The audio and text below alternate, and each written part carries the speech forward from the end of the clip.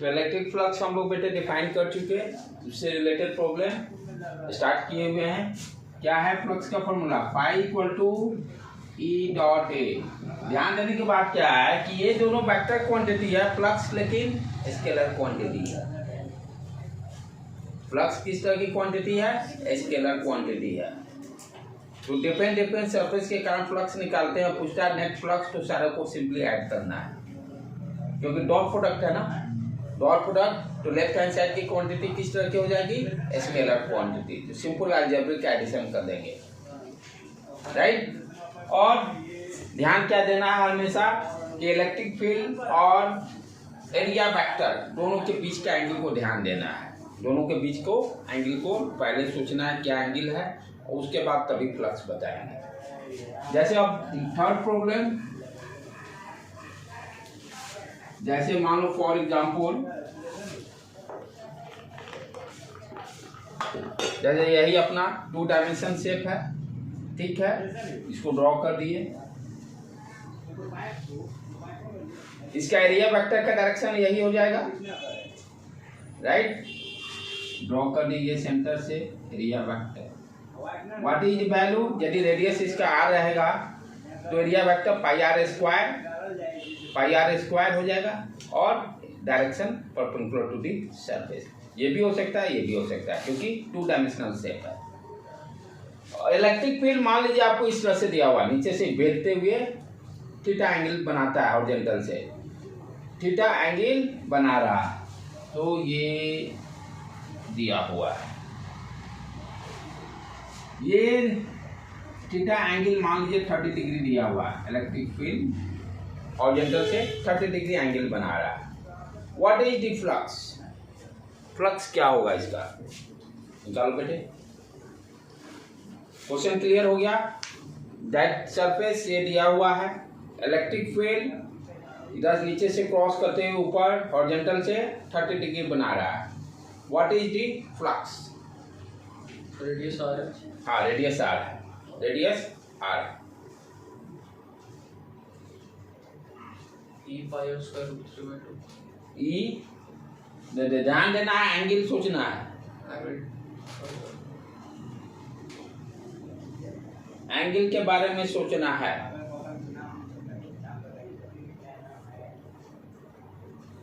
Area vector ये, electric field ये, angle कौन सा दिया हुआ? हॉरिजॉन्टल से 30। एरिया वेक्टर और इलेक्ट्रिक फील्ड के बीच में एंगल कितना हो गया? 60।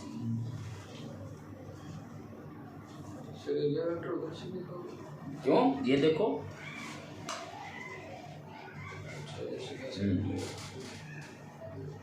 तो एंगल किसके बीच में है? हॉरिजॉन्टल से दिया है ना 30। हमें तो लेना है एरिया वेक्टर के डायरेक्शन और इलेक्ट्रिक फील्ड के बीच का एंगल कितना है? 60।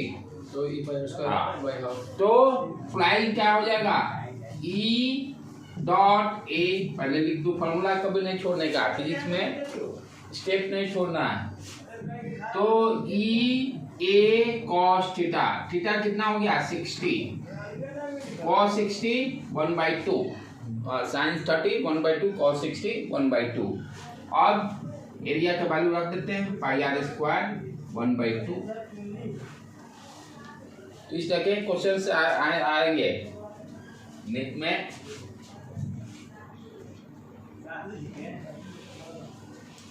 दो तीन क्वेश्चन जो करा रहा हूं, पक्का उसमें से एक अटकना है, पक्का एक क्वेश्चन में से या नेट में अटकेगा। ठीक है बेटे, ये हो गया। चलो, अभी तक हमने क्या देखा? 2 डायमेंशनल सरफेस। अब 3 डायमेंशनल सरफेस की बातें करेंगे। 3 डायमेंशनल सरफेस में क्या ध्यान देना है?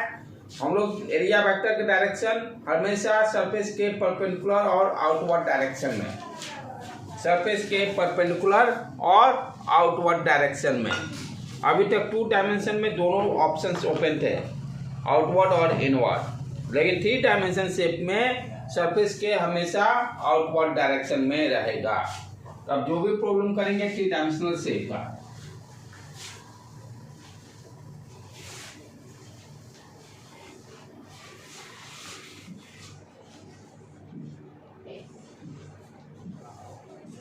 एक्स वाई जेड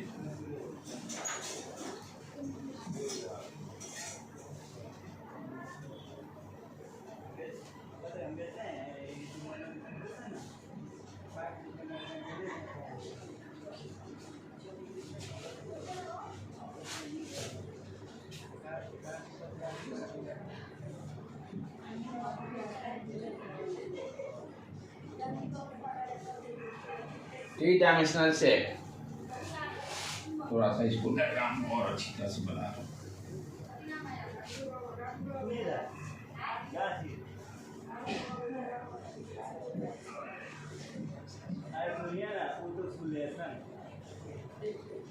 ये हो गया एक्स एक्सिस, ये हो गया Y axis, this one is Z axis.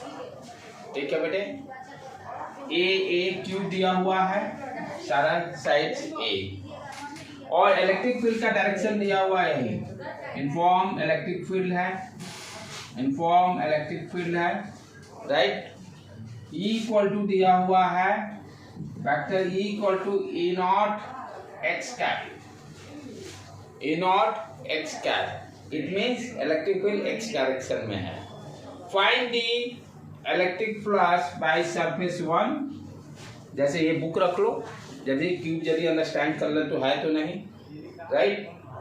तो सरफेस वन के कारण फ्लक्स निकालना है, सरफेस टू के कारण निकालना है, राइट। अब यही है, इस तरह से रखा हुआ है, इसको इमेजिन कर सकते हो, और इलेक्ट्रिक फील्ड का ये डायरेक्शन है, और छह सरफेस के कारण फ्लक्स निकालना है, छह सरफेस के कारण फ्लक्स निकालना है, ठीक। ये सरफेस वन इसको कंसीडर कर लेते हैं, इसको टू, वन बाय वन चलते हैं, पहले वन पर देखते हैं। इसी तरह से ये रखा हुआ है, ठीक है, क्यूब शेप नहीं है जो भी, ठीक है, थ्री डायमेंशनल शेप है। तो एरिया वेक्टर का डायरेक्शन क्या होगा, ये इलेक्ट्रिक फील्ड इस डायरेक्शन में है, दोनों अपोजिट, ठीक है। तो फाई वन क्या हो गया, पहले सरफेस के कारण, इलेक्ट्रिक फील्ड ई दिया हुआ है, एरिया क्यूब है तो ए स्क्वायर, डायरेक्शन दोनों अपोजिट, माइनस साइन, ठीक है, कोई दिक्कत नहीं। सरफेस वन के कारण निकल गया। सरफेस टू, एरिया वेक्टर इस डायरेक्शन में, इलेक्ट्रिक फील्ड सेम डायरेक्शन, तो फाई टू कितना हो गया, ई ए स्क्वायर, कोई दिक्कत नहीं। चलो दो सरफेस हो गया, और अब चले आए इस सरफेस की बात करें, एरिया वेक्टर, ये इलेक्ट्रिक फील्ड, ये angle 90 degree, angle 90 degree, area vector, ये इलेक्ट्रिक फील्ड, ये दोनों के बीच का एंगल 90, cos 90 0, तो सरफेस थी के कारण फ्लक्स 0, पाई 3 0, ठीक, बस दो ही सरफेस। हाँ। फिर उसी तरह से देखो, इसके कारण भी सेम, एरिया वेक्टर ये डायरेक्शन, इलेक्ट्रिक फील्ड ये 90 डिग्री एंगल हो गया दोनों के बीच में, फ्लक्स चौथे सरफेस के कारण भी 0। अब कौन सा बच गया, ऊपर वाला, एरिया वेक्टर ये डायरेक्शन, इलेक्ट्रिक फील्ड ये एंगल 90 डिग्री, फ्लक्स 0, 5 के कारण भी 0। फिर एरिया वेक्टर ये डायरेक्शन, इलेक्ट्रिक फील्ड ये एंगल 90 डिग्री हो गया, फ्लक्स 0, तो 5 6 भी 0। तो इस तरह से क्वेश्चन पूछेगा, हर सरफेस के कारण फ्लक्स निकालिए। फिर पूछेगा what is the net flux through this surface, net flux क्या होगा, सारे को ऐड कर देंगे, तो नेट फ्लक्स कितना होगा, phi net, phi 1 plus phi 2 plus phi 3 plus phi 4 plus phi 5, छः को छः ऐड कर देंगे। ऐड करने पे क्या मिलेगा, देखो ई ए स्क्वायर माइनस ई ए, ये माइनस है ना, प्लस, बाकी तो सारा 0 ही है, 2 4 5 6 1 2 3 4 5 6, तो ये भी नेट फ्लक्स क्या आ गया, 0। पहले इतना कर लो बेटे, ये देखो एरिया वेक्टर, इसके कारण नेगेटिव एक्स एक्सिस तरफ, और electric field positive x direction. जब दोनों को मल्टीप्लाई करें एंगल कितना होगा 180 डिग्री, cos 180 -1। अच्छा सर, नेगेटिव तो उसका डायरेक्शन डिनोट कर रहा है ना, हाँ। मैग्नीट्यूड तो उसका e स्क्वायर ही है। मैग्नीट्यूड है, मैग्नीट्यूड ये स्क्वायर मोड रहता तब ना, मोड रहता तब ना। फॉर्मूला क्या है अपना, ई ए कॉस थीटा। तो थीटा क्या हो गया यहाँ पे 180 डिग्री, इलेक्ट्रिक फील्ड का ये direction. Sir e cos theta में e और a तो मॉड में, ई और हाँ वो मैग्नीट्यूड है, लेकिन थीटा क्या है ई और ए के बीच का। तो यहाँ पे क्या हो रहा है उससे हम लोग ने स्पेसिफाई करा, ये देखो ये हो गया इलेक्ट्रिक फील्ड, एरिया वेक्टर, ये दोनों के बीच का एंगल 180 डिग्री। तो थीटा एंगल कितना हो गया ई और ए के बीच में 180, cos 180 -1, cos 180 -1।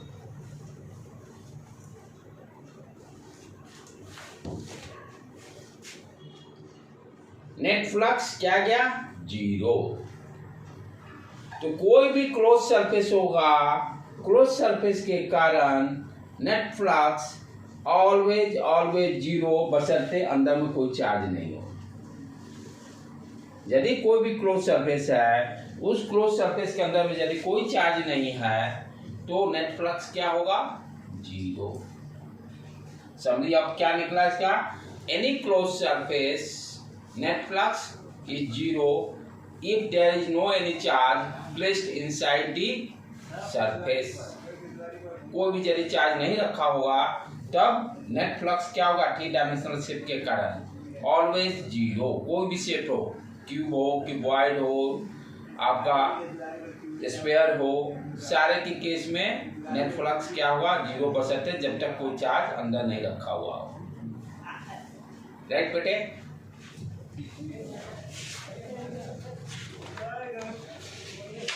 यदि हाँ और एक कंडीशन, इलेक्ट्रिक फील्ड यूनिफॉर्म दिया हो, ये भी नॉन यूनिफॉर्म के लिए नहीं होगा। इलेक्ट्रिक फील्ड यूनिफॉर्म दिया हुआ हो, कोई भी क्लोज सरफेस हो, कोई इनसाइड में चार्ज नहीं है तो नेट फ्लक्स 0, नेट फ्लक्स 0। अब दूसरा एक देखें, फिर इसको कर लिए, बता दूं मैं।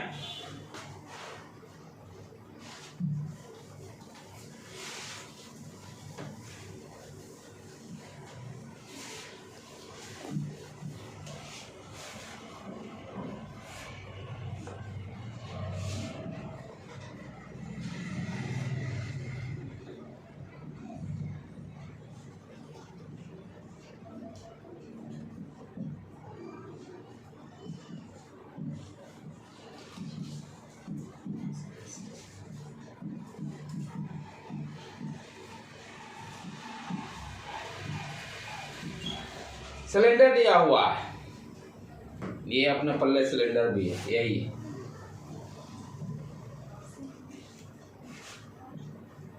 आ गया, क्या दिया हुआ है, इसका लेंथ L, ये रेडियस सर्कुलर शेप का R, इलेक्ट्रिक फील्ड का डायरेक्शन ये है, इनफॉर्मली है। हमें निकालना है सरफेस 1 के कारण पहला सरफेस ये फ्लक्स कितना होगा, सरफेस 2 के कारण फ्लक्स कितना होगा, और सरफेस तीसरा कर्व सरफेस के कारण कितना फ्लक्स होगा। क्लोज सरफेस है, एरिया वेक्टर का डायरेक्शन हमेशा सरफेस के परपेंडिकुलर एंड आउटवर्ड डायरेक्शन। पहले एरिया वेक्टर देखें, इस सरफेस के कारण एरिया वेक्टर का डायरेक्शन ये, इस सरफेस के कारण एरिया वेक्टर का डायरेक्शन ये, कर्व सरफेस ये किसी भी पॉइंट पे चले जाइए हमेशा perpendicular to the curve surface, outward direction always. पहले एरिया वेक्टर का फंडा क्लियर हो गया। अब चले पहले सरफेस के कारण φ1 देखें, इलेक्ट्रिक फील्ड का डायरेक्शन ये है, एरिया वेक्टर ये, दोनों के बीच का angle 180 degree, right, cos theta cos 180 degree -1 आ जाएगा। मैग्नीट्यूड क्या हो गया, ई एरिया मान लेते हैं, ए अभी लिख देते हैं, बाद में रख देंगे πr²। Direction cos theta 180, theta है 180 डिग्री इसलिए -1 हो गया, cos 180 डिग्री -1। सरफेस 1 के कारण लिख दिए फ्लक्स। सरफेस 2 ये एरिया वेक्टर, ये इलेक्ट्रिक फील्ड, यही सेम डायरेक्शन, कितना हो जाएगा ई ए ई ए के वैल्यू दिया है ना, ई नॉट ए हम लोग भी देते हैं फाई 2 के कारण ई नॉट ए। क्लियर।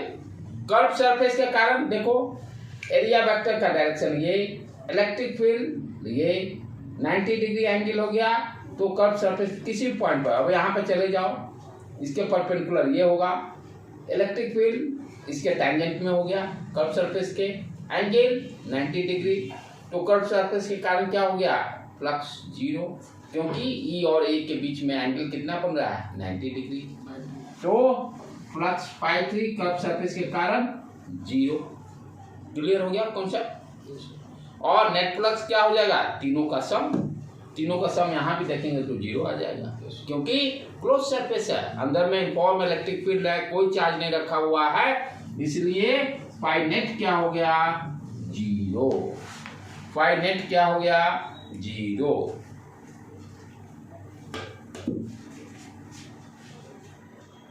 एक जगह पर पाई आर स्क्वायर यदि सरफेस से वाला पूछेगा निकालने के लिए तो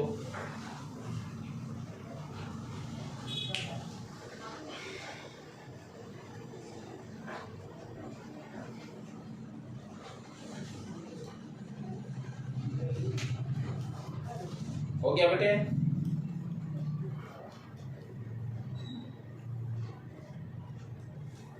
तो इसी तरह के क्वेश्चन रहेंगे नीट में फ्लक्स से रिलेटेड, और गॉस लॉ जब पढ़ेंगे तब देखना सारा इलेक्ट्रिक फील्ड कितना आसानी से हम लोग निकाल लेंगे, खटाखट।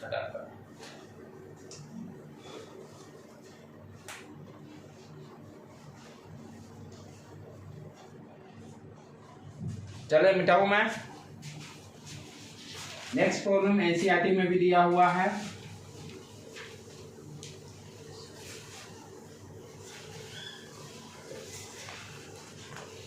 एग्जाम्पल में ही है ये प्रॉब्लम।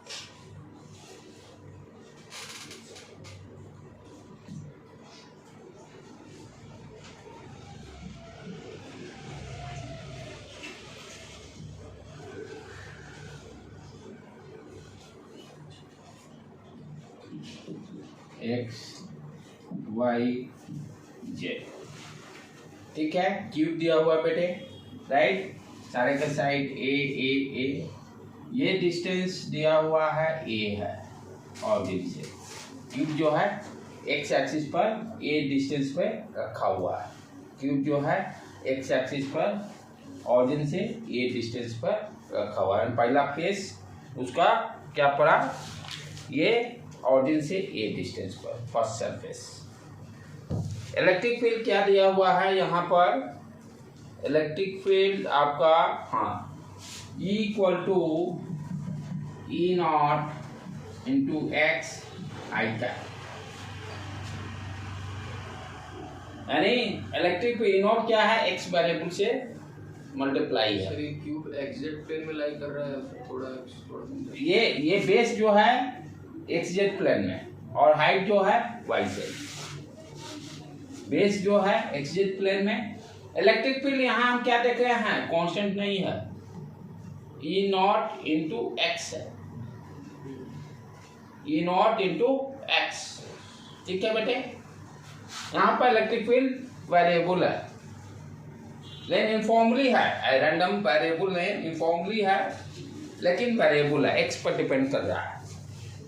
अब चलें स्टार्ट करें। हर सरफेस के कारण हमें फ्लक्स निकालना है, 6 सरफेस हैं, 6 सरफेस के कारण, और उसके बाद नेट फ्लक्स निकालना है, यही क्वेश्चन है। Find the flux to every surface 1 2 3 4 5 6 surface है, and find net.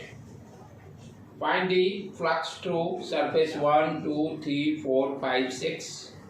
Find the flux to surface 1, यदि इसको 1 कंसिडर करते, ये 2 3 नीचे 4 फिर 5, ये बाहर वाला 6, ठीक है, पहले लिख लो। अब चले, यही रखा हुआ है सरफेस, ठीक है। यहाँ पर इलेक्ट्रिक फील्ड ये डायरेक्शन है, इलेक्ट्रिक फील्ड का वैल्यू क्या होगा, ई नॉट ए डिस्टेंस पर है, ई नॉट इंटू ए क्या हो गया इलेक्ट्रिक फील्ड, ई नॉट इस सरफेस पर ए डिस्टेंस पे है ना, ई नॉट इंटू एक्स है, एक्स का वैल्यू रखना पड़ेगा। तो E1 क्या हो जाएगा, E1 हो गया ई नॉट इंटू ए। चलिए डायरेक्शन आई का मैग्नीट्यूड की बात करते हैं। एरिया वेक्टर ये डायरेक्शन, ठीक, दोनों के बीच का एंगल 180 डिग्री, cos 180 -1। तो फ्लक्स कितना होगा पहले सरफेस के कारण, I1 equal to E1 into A, minus sign लगा दी।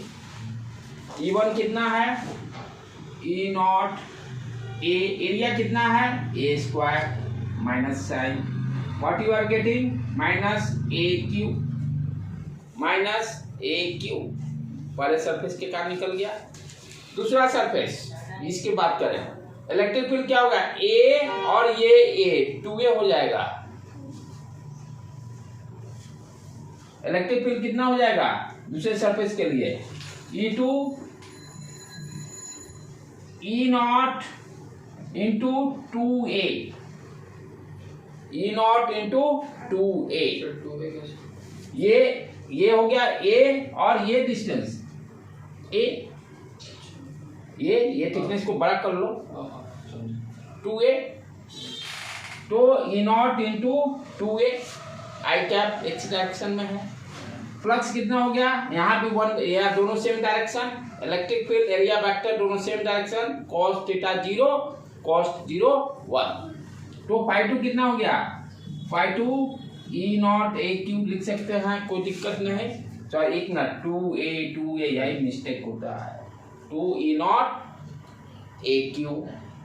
बाकी सारे सरफेस के कारण देखो तो 90 डिग्री बनेगा, 90 डिग्री इलेक्ट्रिक फील्ड और एरिया वेक्टर के बीच में, तो सबके कारण 0, φ3 φ4 φ6 सब 0।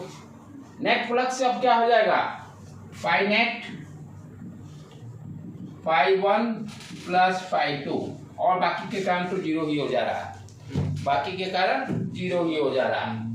रख दे वैल्यू ई नॉट ए क्यू प्लस 2 ई नॉट ए क्यू, कितना आ गया ई नॉट ए क्यू। यहाँ देखो क्लोज सरफेस के कारण 0 नहीं है, क्योंकि इलेक्ट्रिक फील्ड वैरी कर रहा है, इलेक्ट्रिक फील्ड वेरिएबल है, इसलिए क्लोज सरफेस के कारण फाई नेट 0 नहीं है, फाई नेट 0 नहीं है।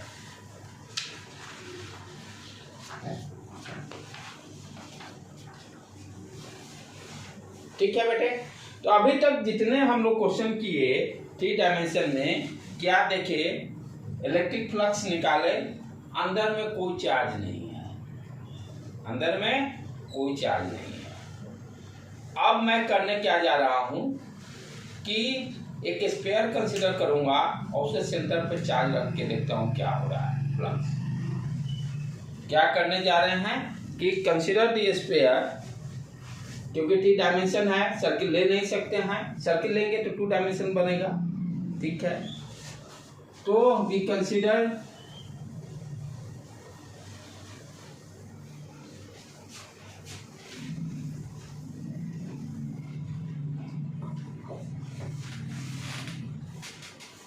क्या किए कि स्फीयर कंसीडर किए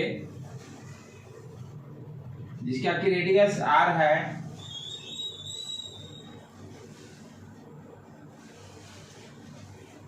रेडियस r दिया हुआ है, और इसके सेंटर पर प्लस q चार्ज रखती है, नॉट पाई q चार्ज रखती है। अभी तक जितने प्रॉब्लम थे 3 डायमेंशन में हमने चार्ज नहीं रखा था, जिसके कारण क्या देखते थे, इनफॉर्म इलेक्ट्रिक फील्ड रहता था, कांस्टेंट रहे, और कोई चार्ज नहीं रहने पर एनी क्लोज सरफेस के कारण नेट फ्लक्स 0। पिछला वाला प्रॉब्लम में इलेक्ट्रिक फील्ड वेरिएबल था, इसलिए 0 नहीं आया। अब चार्ज रख देंगे तब खेल देखते हैं क्या हो रहा है, ठीक है। फॉर्मूला अपना क्या है, बेसिक से ही चलेंगे, बेसिक फॉर्मूला से ही चलेंगे। Phi equal to E dot A, E dot A, ठीक है। अब प्लस क्यू चार्ज कर दें इसको। प्लस क्यू चार्ज रखने से इलेक्ट्रिक फील्ड का डायरेक्शन क्या होगा, हम लोग ऑलरेडी पढ़े हैं, away from the point charge से अवे, ठीक है, रेडियली आउटवर्ड डायरेक्शन। अब कोई स्फीयर है तो रेडियली क्या होगा, जो इलेक्ट्रिक फील्ड लाइन क्या होगा, सरफेस के परपेंडिकुलर ही तो आएगा, हर पॉइंट से निकलेगा। तो इलेक्ट्रिक फील्ड क्या होगा, हर पॉइंट से सरफेस के नॉर्मल और वैल्यू क्या होगा, फॉर्मूला हम लोग क्या जानते हैं, E equal to K Q upon R square. Surface पे यही इलेक्ट्रिक फील्ड होगा, सरफेस पे के क्यू अपॉन आर स्क्वायर, सब जगह सेम कांस्टेंट ही रहेगा। अब आ जाए अपना फॉर्मूला पर, फाई इक्वल टू हम लोग क्या लिख देते हैं, ई डॉट ए, ठीक है। अब यहाँ पर क्या है, कंटिन्यूअस बॉडी है, तो पहले क्या करेंगे, मान तो यही इलेक्ट्रिक फील्ड है, ये तो फिक्स है, ये तो वैल्यू फिक्स हो गया, ये कांस्टेंट हो गया, इलेक्ट्रिक फील्ड कांस्टेंट है, ठीक है। तो हमने क्या कंसीडर किया, एक स्मॉल एरिया कंसीडर किया, डी ए, क्या फॉर्मूला क्या है, ई डॉट ए, ठीक है। तो हमने क्या कंसीडर किया, एक स्मॉल एरिया कंसीडर किया, और इस स्मॉल एरिया के कारण हमने फ्लक्स निकालने की कोशिश कर रहे हैं, डी फाई, क्योंकि स्फीयर है, छोटा सा पार्ट एक कंसीडर कर लेंगे। तो डीए क्या हो गया, डीए का डायरेक्शन दोनों को देखो तो सेम ही है, डीए और इलेक्ट्रिक फील्ड, डीए छोटा सा पार्ट लिए, वो भी outward normal to the surface, electric field भी आउटवर्ड, ई और डीए का दोनों का सेम डायरेक्शन, यानी थीटा 0 डिग्री। तो हम उस स्मॉल एलिमेंटल पार्ट के कारण डी फाई क्या लिख सकते हैं, E dot D A, magnitude के टर्म में देखें तो E D A cos theta कितना हो गया, 0 डिग्री, तो E D A cos 0 1, small element के कारण फ्लक्स निकल गया। पूरे अब सरफेस के कारण निकालना हो तो क्या करना होगा, इंटीग्रेट, ई यहाँ कांस्टेंट है, तो क्या करेंगे, बोथ साइड इंटीग्रेशन, ये टर्म कांस्टेंट है, कांस्टेंट को बाहर निकाल दें, तो अपना क्या निकल गया, ई डी ए, और डीए का इंटीग्रेशन करेंगे तो क्या देगा, 4 पाई आर स्क्वायर, स्फीयर है तो डीए का, ये क्यों बाहर निकल गया, ये तो कांस्टेंट है, K Q upon R square. Sir limit नहीं हुआ, क्या बेटे, लिमिट नहीं हुआ डीए का, नहीं, यहाँ लिमिट की जरूरत ही नहीं है, सीधे डायरेक्ट निकल गया ना, डीए टोटल एरिया निकालना, टोटल एरिया क्या होता है स्फीयर का, 4 pi are square,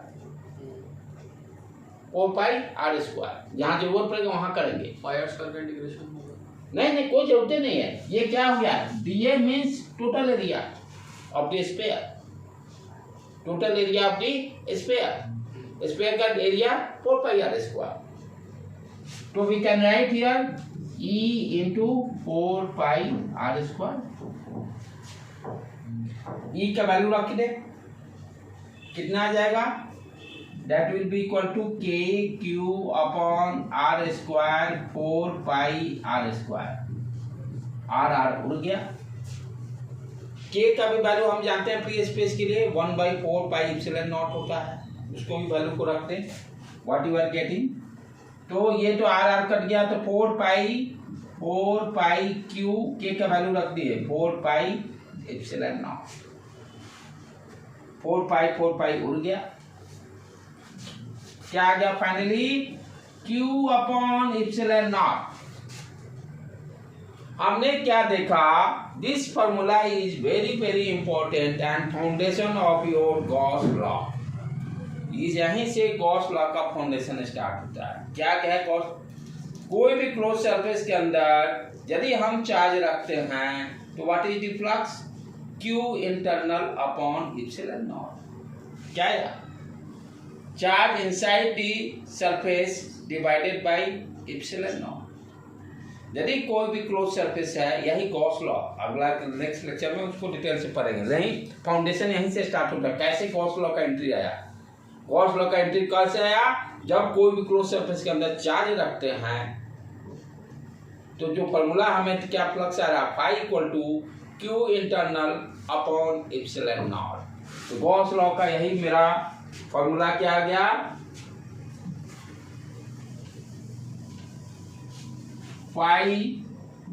phi equal to Q internal upon epsilon naught. कैसे आया ये भी समझ में आ गया आपको। कब आ रहा है, किस कंडीशन में? जब किसी भी क्लोज सरफेस के अंदर चार्ज यदि रखते हैं तो फ्लक्स जब कैलकुलेट करते हैं, हमने क्या देखा कि अभी तक क्या जानते थे, फ्लक्स जीरो होता था, लेकिन यहाँ पर फ्लक्स किस पर डिपेंड कर रहा है? किसी भी क्लोज सरफेस के अंदर देखेंगे कितना चार्ज है, charge upon epsilon not, charge upon epsilon not. अब इस फॉर्मूला को यूज करके देखना, कल सभी शेप का हम इलेक्ट्रिक फील्ड आराम से निकाल लेना मजे से। ठीक है बेटे, लिख लो। आज का यहीं पर हम लोग क्लोज करते हैं।